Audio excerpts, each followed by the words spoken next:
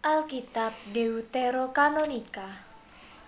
Pembacaan diambil dari kitab Kejadian bab 11 ayat 1 sampai dengan ayat 32.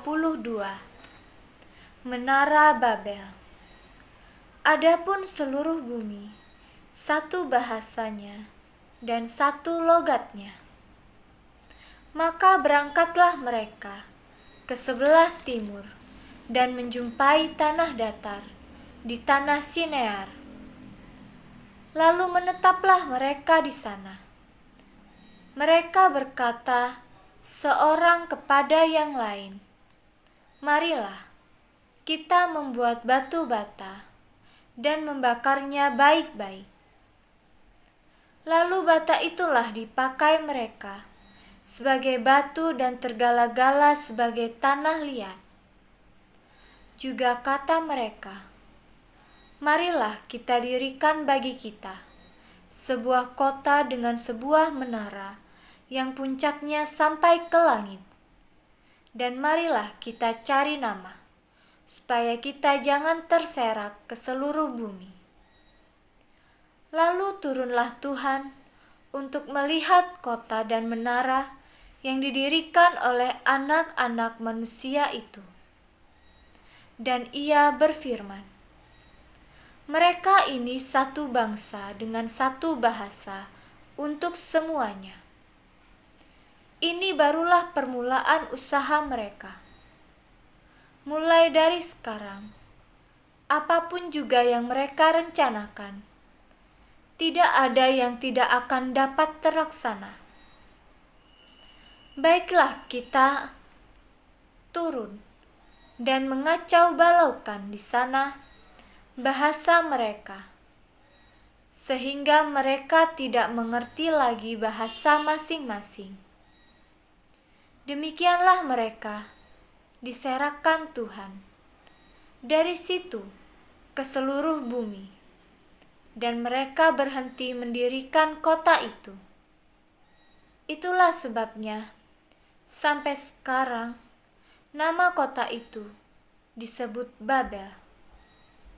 Karena disitulah dikacau balaukan Tuhan bahasa seluruh bumi, dan dari situlah mereka diserahkan Tuhan ke seluruh bumi.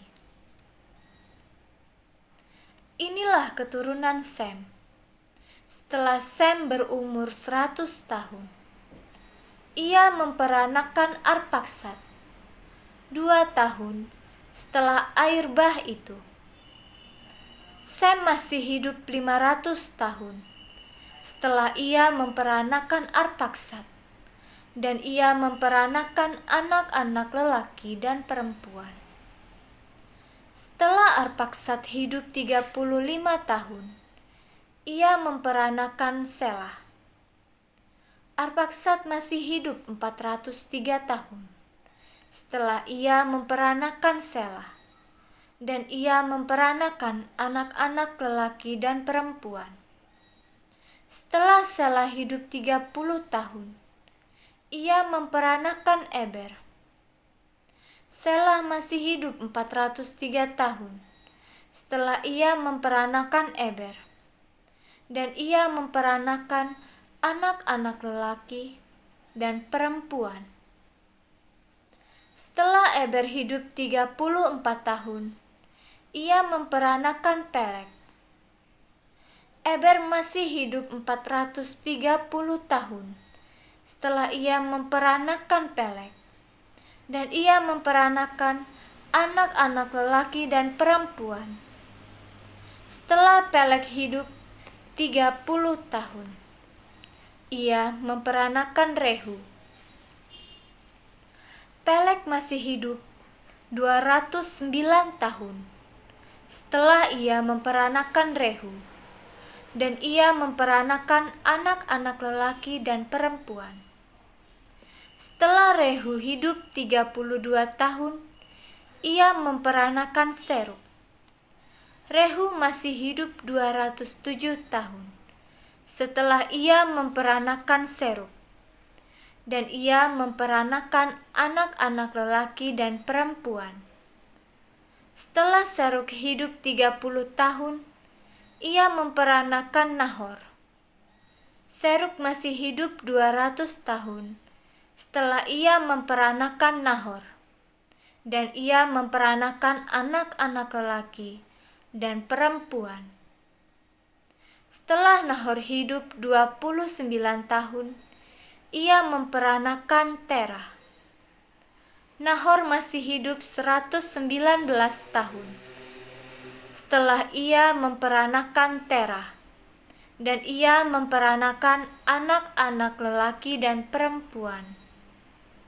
Setelah Terah hidup 70 tahun, ia memperanakan Abram, Nahor, dan Haran.